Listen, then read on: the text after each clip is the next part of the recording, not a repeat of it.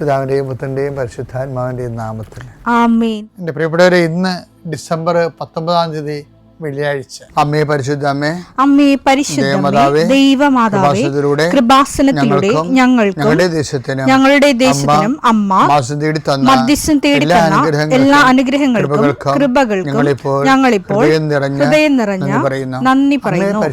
അമ്മേ പരിശുദ്ധമേ, ദൈവമാതാവേ, 2004 ഡിസംബർ 7 ഉച്ചകഴിഞ്ഞ് 2:30 കൃപാസനത്തിൽ സംഭവിച്ച അമ്മയുടെ പ്രത്യക്ഷപ്പെടലിനെ കുറിച്ച് തിരുസഭയ്ക്ക് സമർപ്പിച്ചിരിക്കുന്ന പഠനരേഖകളുടെ മേൽ സഭാത്മകമായ പഠനം ആരംഭിക്കുവാൻ ഞങ്ങൾ പ്രാർത്ഥിക്കുന്നു. അമ്മേ പരിശുദ്ധമേ, ഭൂസ്വർലോകങ്ങളുടെ രാജ്ഞിയായ അങ്ങേയ്ക്ക് ഭൗമസംരക്ഷണത്തിനായി പ്രപഞ്ചപ്രകൃതിയെ തന്നെ തിരുസഭ പ്രതിഷ്ഠിക്കുവാൻ ഈ പ്രത്യക്ഷീകരണം വഴി ഇടയാക്കണമേ. പരിശുദ്ധമേ, ജപമാല മാതാവേ, സകല കൃപാസനം പ്രാർത്ഥനയോടും ചേർത്ത് ഞങ്ങളിപ്പോൾ പ്രാർത്ഥിക്കുന്ന ഈ കുടുംബത്തിന്റെ പ്രത്യേക നിയോഗം പറ മക്കളെ.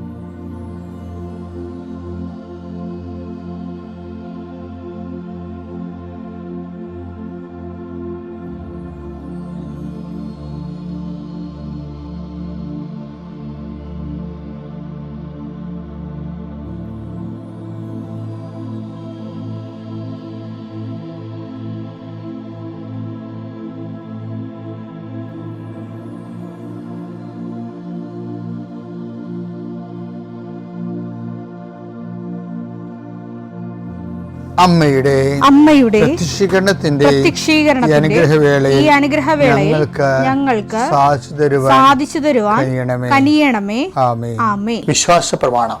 സർവശക്തനായ പിതാവും ആകാശത്തിന്റെയും ഭൂമിയുടെയും സൃഷ്ടാവുമായ ദൈവത്തിൽ ഞാൻ വിശ്വസിക്കുന്നു. അവിടുത്തെ ഏകപുത്രനും ഞങ്ങളുടെ കർത്താവുമായ ഈശോമിശിഹായിലും ഞാൻ വിശ്വസിക്കുന്നു. ഈ പുത്രൻ പരിശുദ്ധാത്മാവിനാൽ ഗർഭസ്ഥനായി കന്യകാമറിയത്തിൽ നിന്ന് പിറന്ന് പൊന്തിയോസ് പീലാത്തോസിന്റെ കാലത്ത് പീഡകൾ സഹിച്ച് കുരിശിൽ തറയ്ക്കപ്പെട്ട് മരിച്ച് അടക്കപ്പെട്ട് പാതാളങ്ങളിൽ ഇറങ്ങി മരിച്ചവരുടെ ഇടയിൽ നിന്ന് 3-ാം നാൾ ഉയർത്ത് സ്വർഗത്തിലേക്ക് എഴുന്നള്ളി സർവശക്തിയുള്ള പിതാവായ ദൈവത്തിന്റെ വലതുഭാഗത്തിരിക്കുന്നു. അവിടെ നിന്ന് ജീവിക്കുന്നവരെയും മരിച്ചവരെയും വിധിക്കുവാൻ വരുമെന്നും ഞാൻ വിശ്വസിക്കുന്നു. പരിശുദ്ധാത്മാവിലും ഞാൻ വിശ്വസിക്കുന്നു. വിശുദ്ധ കത്തോലിക്കാ സഭയിലും പുണ്യവാന്മാരുടെ ഐക്യത്തിലും പാപങ്ങളുടെ മോചനത്തിലും ശരീരത്തിന്റെ ഉയർപ്പിലും നിത്യമായ ജീവിതത്തിലും ഞാൻ വിശ്വസിക്കുന്നു. ആമേൻ. സ്വർഗ്ഗസ്ഥനായ ഞങ്ങളുടെ പിതാവേ, അങ്ങയുടെ നാമം പൂജിതമാകണമേ. അങ്ങയുടെ രാജ്യം വരണമേ. അങ്ങയുടെ തിരുമനസ് സ്വർഗത്തിലെ പോലെ ഭൂമിയിലും ആകണമേ. അന്നു വേണ്ടുന്ന ആഹാരം ഇന്ന് ഞങ്ങൾക്ക് തരണമേ. ഞങ്ങളോട് തെറ്റ് ചെയ്യുന്നവരോട് ഞങ്ങൾ ക്ഷമിക്കുന്നത് പോലെ ഞങ്ങളുടെ തെറ്റുകൾ ഞങ്ങളോടും ക്ഷമിക്കണമേ. ഞങ്ങളെ പ്രലോഭനത്തിൽ ഉൾപ്പെടുത്തരുതേ, തിന്മയിൽ ഞങ്ങൾ രക്ഷിക്കണമേ. ആമേൻ. നന്മ നിറഞ്ഞ മറിയമേ, സ്വസ്തി. കർത്താവ് അങ്ങയുടെ കൂടെ സ്ത്രീകളിൽ അങ്ങ് അനുഗ്രഹിക്കപ്പെട്ടവളാകുന്നു. അങ്ങയുടെ ഉദരത്തിൻ ഫലമായി ഈശോ അനുഗ്രഹിക്കപ്പെട്ടവനാകുന്നു. പരിശുദ്ധ മറിയമേ, തമ്പുരാന്റെ അമ്മേ, പാപികളായ ഞങ്ങൾക്ക് വേണ്ടി ഇപ്പോഴും ഞങ്ങളുടെ മരണസമയത്തും തമ്പുരാനോട് അപേക്ഷിക്കണമേ. ആമേൻ. കർത്താവേ, നിന്റെ ഉന്നതമായ നാമത്തിന് സ്തോത്രം ചെയ്യുന്നു. കർത്താവേ, നിന്റെ വിശുദ്ധ പൗരോഹിത്യത്തെ മഹത്വപ്പെടുത്തണമേ. കർത്താവേ, സഭയിലുള്ള സാന്നിധ്യം ദൃഢമാക്കണം. 39 വർഷം ഞാൻ അർപ്പിച്ച കൃപാന്റെ യുഗതിയിൽ കൃപാസ്ഥാനത്താരെ ജീവനോടെ പ്രത്യക്ഷപ്പെട്ട അതാതിൻ്റെ പ്രത്യക്ഷത്തിന്റെ സ്ഥിരീകരണത്തിൻ്റെ അടയാളം കിട്ടാൻ കർത്താവേ, അങ്ങയുടെ മക്കൾ ഇന്ന് ജീവിതം ആരംഭിക്കാൻ പോവുകയാണ്. ഞാൻ നിങ്ങളുടെ കൂടെ ഉണ്ടാകും, നിങ്ങൾ എവിടെ പോയാലും ഞങ്ങളുടെ കൂടെ വരുമെന്ന് പറഞ്ഞ കർത്താവിൻ്റെ വാഗ്ദാനത്തിൽ ആശ്രയിച്ചുകൊണ്ടാണ് അങ്ങയുടെ മക്കൾ യാത്ര ആരംഭിക്കുന്നത്. ഇന്ന് പോകാനുള്ള ഇടങ്ങളെയെല്ലാം, കണ്ടുമുട്ടാനുള്ള ഇടങ്ങളെയെല്ലാം കർത്താവേ അങ്ങയുടെ പ്രത്യേക വാത്സല്യത്തിനും സംരക്ഷണത്തിനുമായി സമർപ്പിക്കുന്നു. ആശുപത്രി പോകുന്നവരുണ്ട് കർത്താവേ, അതുപോലെ തന്നെ ബ്ലഡ് ടെസ്റ്റ് ചെയ്യുന്നതിനും മറ്റ് ശരീരത്തിൻ്റെ വ്യത്യസ്തങ്ങളായ വിഷയങ്ങളെ രോഗപരിശോധന ചെയ്യാൻ വേണ്ടി ടെസ്റ്റ് ചെയ്യുന്നവരുണ്ട്. അവരെ ടെസ്റ്റ് ചെയ്യുന്ന യന്ത്രങ്ങളെ സമർപ്പിച്ച് പ്രാർത്ഥിക്കുന്ന കർത്താവേ, ത്രെഡ്മില്ലിനെ ഉൾപ്പെടെ ഉള്ളവരെ സംബന്ധിച്ച് പ്രാർത്ഥിക്കുന്ന ഈശോയെ, സ്കാനിങ് യന്ത്രത്തെ സമർപ്പിച്ച് പ്രാർത്ഥിക്കുന്ന കർത്താവ് ഈശോ, ആ പലരെയും അങ്ങ് സ്കാനിങ് യന്ത്രത്തിലേക്ക് കയറ്റി കിടത്തിയതിന് ശേഷം അതുവരെ ഉണ്ടായിരുന്ന രോഗം സ്കാനിങ് കഴിഞ്ഞപ്പോൾ ഇല്ലാതെ കണ്ടത് എത്രയോ സാക്ഷ്യങ്ങൾ വന്നു ഈശോയെ. കൃപാസന സാക്ഷ്യത്തിൻ്റെ വലിയൊരു സാധ്യതയാണ് ദൈവം മനുഷ്യരാശിക്ക് മുമ്പ് തുറന്നിട്ടിരിക്കുന്നത്. കർത്താവ് അത്ഭുതങ്ങൾ പ്രവർത്തിക്കട്ടെ കർത്താവ്. അങ്ങ് അത്ഭുതം പ്രവർത്തിക്കാതെ ജീവിക്കാൻ പറ്റാത്ത മനുഷ്യരാണ് കർത്താവ് പകുതി മുക്കാലും. Not by merit but by grace. സാമ്പത്തിക വിഷയമായാലും, തകർന്നുപോയ ഫാക്ടറി ആയാലും, കച്ചവടമില്ലാത്ത കച്ചവട മേഖലയായാലും, പണം കൈമാറിയിട്ട് അകപ്പെട്ടു പോയവരായാലും, അതുപോലെ തന്നെ ഏജൻറ്റുമാർ പറ്റിച്ചവരായാലും, അങ്ങനെ വ്യത്യസ്തങ്ങളായ മേഖലയിൽ കുരുങ്ങിപ്പോയവരുണ്ട് ഈശോയെ. അവരെല്ലാം നീ ഏറ്റെടുക്കണമേ എന്ന് പ്രാർത്ഥിക്കുന്നു കർത്താവേ. നിന്റെ വിശുദ്ധ പൗരോഹിത്യത്തെ മഹത്വപ്പെടുത്തണേ. കുഞ്ഞുങ്ങളെ സംബന്ധിച്ച് പ്രാർത്ഥിക്കുന്നു, കുഞ്ഞുങ്ങളെ സംബന്ധിച്ച് പ്രാർത്ഥിക്കുന്നു. തുടരെ കുഞ്ഞുനാളിൽ തന്നെ ആവശ്യമില്ലാതെ ഒത്തിരി മരുന്ന് കഴിക്കേണ്ടി വന്ന് 7 വയസ്സത്തോട് തന്നെ ഒരു മരുന്ന് ചാക്കായി മാറിയ കുഞ്ഞുങ്ങളുണ്ട് ഈശോയെ. അവരെല്ലാം കറുത്തിരിക്കണുണ്ട് ഈശോയെ. അവരെല്ലാം സ്പർശിക്കണേ ഈശോയെ. അങ്ങനെ വിശുദ്ധമായ രക്തം അവരിലേക്ക് തളിക്കപ്പെട്ട് കഴിഞ്ഞാൽ ആ വിശുദ്ധ രക്തം കയറി ഇറങ്ങുമ്പോൾ അവർ യഥാർത്ഥ സ്വാഭാവിക നിറം പകർന്ന് സുന്ദരന്മാരായി മാറും, സുന്ദരികളായി മാറും. കർത്താവെ, കുഞ്ഞുങ്ങളെ സമർപ്പിച്ച് പ്രാർത്ഥിക്കുന്നു, ഗർഭിണികളെ സമർപ്പിച്ച് പ്രാർത്ഥിക്കുന്നു. ചില ടെസ്റ്റുകൾ കണ്ടത് കാരണം പേടിച്ചിരിക്കുന്നവരെ സമർപ്പിച്ച് പ്രാർത്ഥിക്കുന്നു. കർത്താവ് ജപ്തി നടപടിയെ, ആ പ്രമാണങ്ങളെ ആശീർവദിച്ച് പ്രാർത്ഥിക്കുന്നു, സ്ഥലത്തെ ആശീർവദിച്ച് പ്രാർത്ഥിക്കുന്നു. ഇൻ്റർവ്യൂ ടെസ്റ്റിനൊക്കെ പോകുന്നവരെ, അവരെ ഇൻ്റർവ്യൂ ചെയ്യുന്നവരെ സമർപ്പിച്ച് പ്രാർത്ഥിക്കുന്നു. അവരുപയോഗിക്കുന്ന വാഹനങ്ങളെ സമർപ്പിച്ച് പ്രാർത്ഥിക്കുന്നു. കർത്താവെ, നിൻ്റെ ചൈതന്യം അവരിലേക്ക് ആവശ്യിക്കണമേ. കർത്താവ്, ഇന്ന് രാത്രി അവർ തിരിച്ചു വരുമ്പോൾ കണ്ണീരോടെ വിതക്കുന്നു.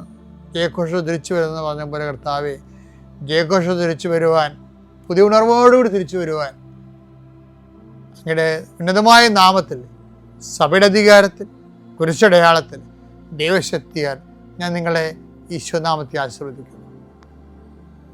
എൻ്റെ പ്രിയപ്പെട്ടവരെ, നിങ്ങളാരെങ്കിലും രാത്രിയിൽ വാഹനം ഓടിക്കുമ്പോൾ ഒരു ലൈറ്റ് മാത്രമേ ഇട്ട് പോയിട്ടുണ്ടോ? പോലീസ് പിടിക്കും, അത് വേറെ വിഷയം. പക്ഷേ ഫിലമെൻ്റ് ഓഫായി കഴിഞ്ഞാൽ എന്ത് ചെയ്യും? എന്താണ് ഒരു ലൈറ്റ് മാത്രം ഇട്ട്? ഞങ്ങളുടെ വണ്ടിക്ക് ചില സമയത്ത് ഫിലമെൻ്റ്, പണ്ടത്തെ വണ്ടിക്ക് ഫിലമെൻ്റ് ഓഫായി പോകും. പിന്നെ വീട് പിടിക്കണ്ടേ, പിന്നെ മുന്നോട്ട് പോകും. പക്ഷെ എന്തായിരിക്കും സംഭവിക്കണത്? ഒരു ലൈറ്റ് പോയി കഴിഞ്ഞാൽ എൻ്റെ കാറ് സ്ലോ ആവും. പിന്നെ 10-70 കിലോമീറ്റർ സ്പീഡിൽ പോയ കാറ് 30 കിലോ സ്പീഡിലേക്ക് സ്ലോ ഡൗൺ ചെയ്യും. കാരണം ഒരു ലൈറ്റേ ഉള്ളു. അത് കാരണം ഭയങ്കര സ്ലോ വരും. നമ്മൾ ഒരു സ്ഥലത്ത് 2 മണിക്കൂർ കൊണ്ട് 20 മിനിറ്റ് കൊണ്ട് എത്തേണ്ട സ്ഥലം 2 മണിക്കൂർ കൊണ്ട് ചിലപ്പോൾ എത്തത്തുള്ളൂ. ആ ഒരു സ്ലോ. ഇതുപോലെ തന്നെയാണ് ഉടമ്പടിയിൽ സംഭവിക്കുന്നുണ്ട്. ചില ആൾക്കാരുടെ സ്ലോ ആകാൻ കാരണങ്ങൾ, ഉടമ്പടിക്കും 2 ലൈറ്റുകളുണ്ട്. ഒന്നെന്താണ്, ഹൗ ടു ഡു ഉടമ്പടി എന്ന, എങ്ങനെ ഉടമ്പടി ജീവിക്കേണ്ടത്, അതിൻ്റെ അപ്ഡേഷൻസ് കിട്ടുന്നത് എവിടെ നിന്നാണ്? ഉടമ്പടി ധ്യാനത്തിൽ നിന്നാണ് കിട്ടുന്നത്. ഒരു ലൈറ്റാണത്. കർത്താവ് എപ്പോഴും സംസാരിക്കുന്നതും ഉടമ്പടി ധ്യാനത്തിൻ്റെ പുതിയ സാധ്യതകൾ വെളിവാക്കുന്നതും എല്ലാം ഉടമ്പടി ധ്യാനത്തിലല്ലേ. രണ്ടാമത്തെ ലൈറ്റ് എന്താണ്? അതുപോലെ ലൈറ്റാണ്. ആ ലൈറ്റ് നിങ്ങൾ ഉടമ്പടി ധ്യാനം കൂടിയില്ല എന്നുണ്ടെങ്കിൽ ആ ലൈറ്റ് കെട്ടത് പോലെയാണ്. അപ്പം ശിവയാവും, സംശയമില്ല. പല ആൾക്കാരും പറയും ഉടമ്പടി ധ്യാനം 20 മിനിറ്റ്, 2 മണിക്കൂർ. 2 മണിക്കൂറൊന്നുമില്ല. ശരിക്കും പറഞ്ഞാൽ ഒരു മണിക്കൂർ 20 മിനിറ്റൊക്കെ ഉള്ളത്.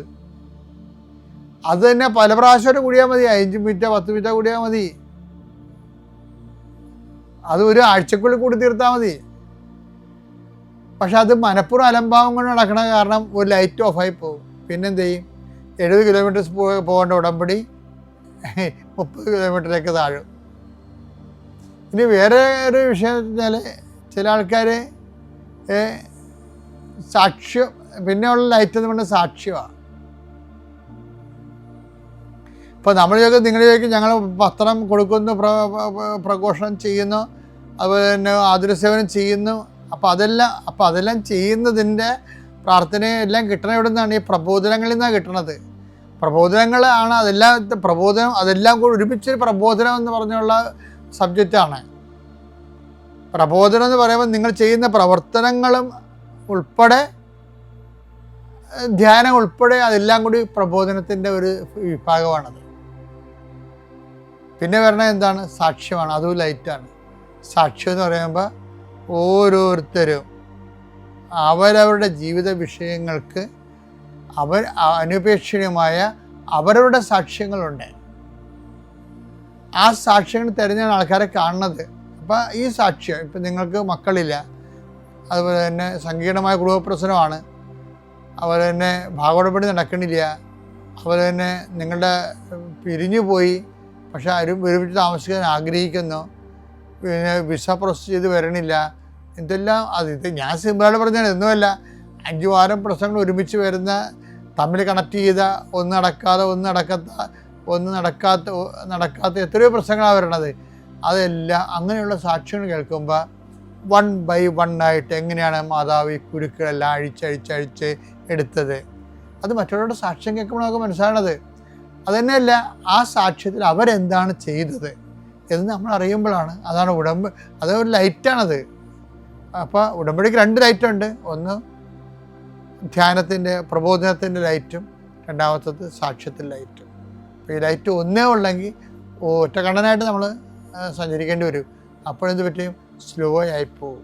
സ്ലോ ആകാതിരിക്കാൻ പ്രത്യേകം ശ്രദ്ധിക്കണം. Praise the Lord.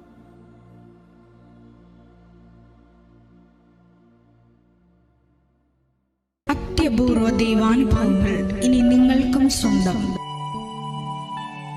ഈ യൂട്യൂബ് ചാനൽ ഇതുവരെ സബ്സ്ക്രൈബ് ചെയ്തിട്ടില്ലെങ്കിൽ ഇപ്പോൾ തന്നെ സബ്സ്ക്രൈബ് ചെയ്യുക. ഈ വീഡിയോ ഇപ്പോൾ തന്നെ നിങ്ങളുടെ സുഹൃത്തുക്കൾക്ക് ഷെയർ ചെയ്തുകൊണ്ട് കർത്താവിൻ്റെ പ്രേക്ഷിതരാകുക.